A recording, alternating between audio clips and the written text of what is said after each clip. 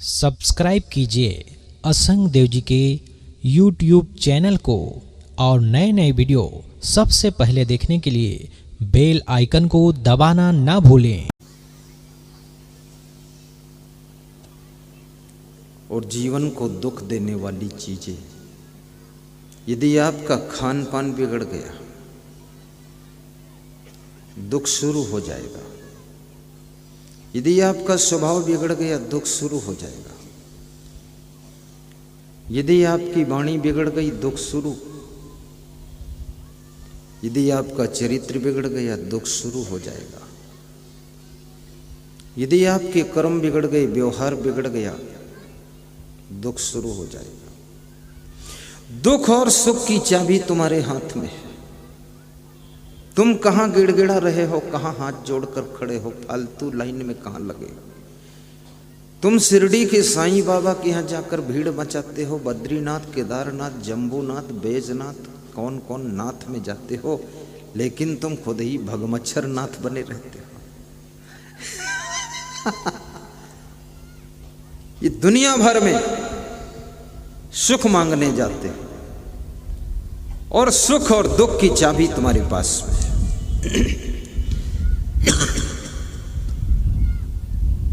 कौन दूसरा तुमको सुख दे सकता है?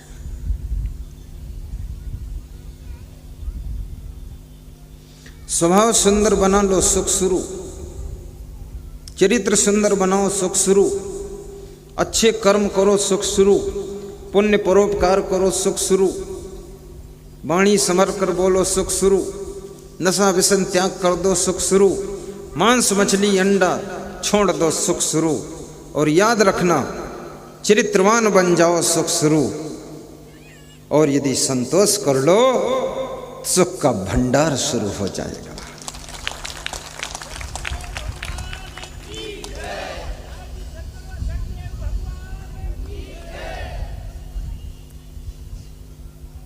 ये सुख कोई साधारण चीज नहीं है।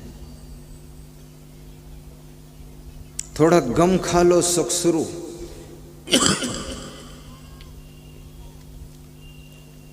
कितने लोग बिल्कुल गम नहीं खाते।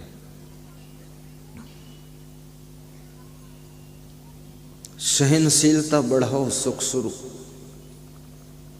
नियम संयम से रहो, सुख शुरू। मेहनत करो, सुख शुरू। आलसी बनो, दुख शुरू। खूब झूठ बोलो, दुख शुरू। विश्वास खत्म हो जाएगा, दुख शुरू। सच बोलो, सुख शुरू। विश्वास बढ़ेगा, जीत होगी।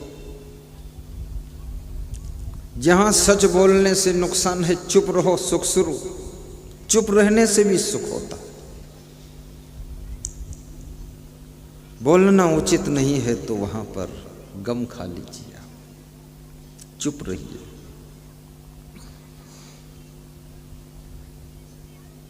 कितनी स्त्रियां ऐसी बैठी हैं जो अपने मन पसंद कभी कपड़ा खरीदने नहीं गई है।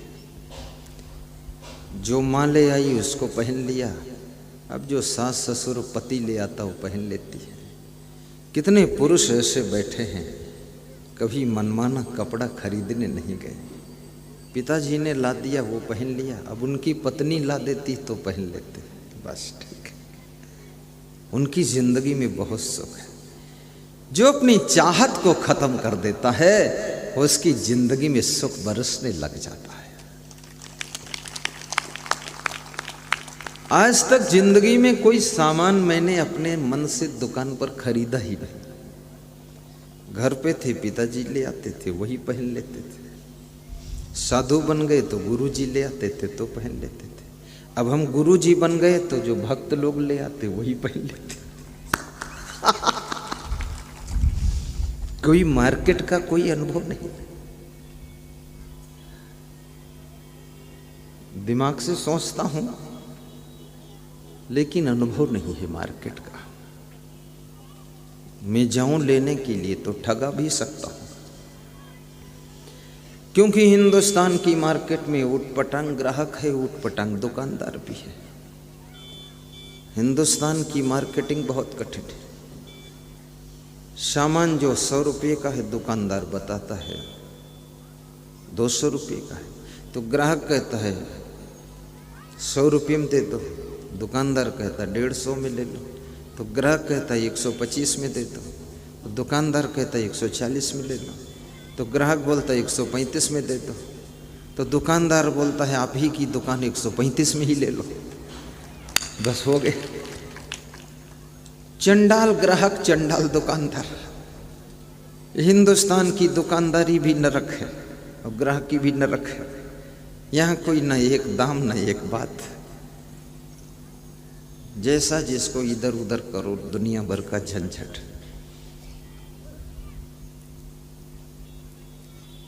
मैं थाईलैंड में गया तो वहां मैं तो बैठा था बस में, संत जी गए एक दुकान पर,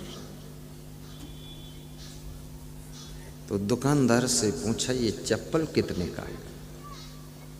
तो दुकानदार बोला एक ही बात करना है और फिर दुकान से बाहर निकल जा। अब इंडिया का आदमी थाईलैंड में पहुंचा है, वो तो 20 बार सौदेबाजी करता है। दुकानदार ने कहा यहाँ दूसरी बात करना ही नहीं, ये थाईलैंड है, टाइम बिगाड़ना नहीं।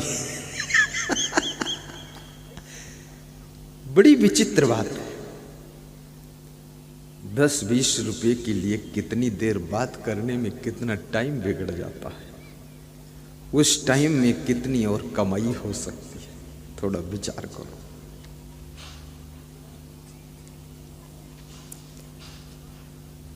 कितने पुरुषों ने अपनी पसंद का कभी भोजन भी अपनी पत्नी से नहीं, शर्त रखी नहीं कि ऐसा बनाओ वैसा बनाओ, जो बना देती है देवता की तरह भोग लगा लेते हैं। अब मंदिर के देवी देवता के सामने कुछ भी बना कर रख दो, कोई शिकायत करता है? नहीं करता है, बस रख दो ठीक। ऐसे कितनी स्त्रियों को तो पति ऐसा मिला है जैसे देवता, जो बना दिया जो दे दिया खा लिया, देवता खुश है। वो सौभाग्यशाली हैं स्त्रियां जिनको देवता जैसा पति मिला है। वो किस्मत वाला है पति जिनको देवी जैसी पत्नी मिली है। जो भी मार्केट से सब्जी ले आए उसी में खुश है, काट कूट के बना दिया ठीक, कोई डिमांड नहीं। और जिसके घर में इस तरह के लोग हैं उसके घर में सुख ही सुख निवास करता है। और जिस घर में छोटी छोटी चीज के लिए टेंशन और तनाव करते रहते लोग, उस घर में दुख शुरू हो जाता है।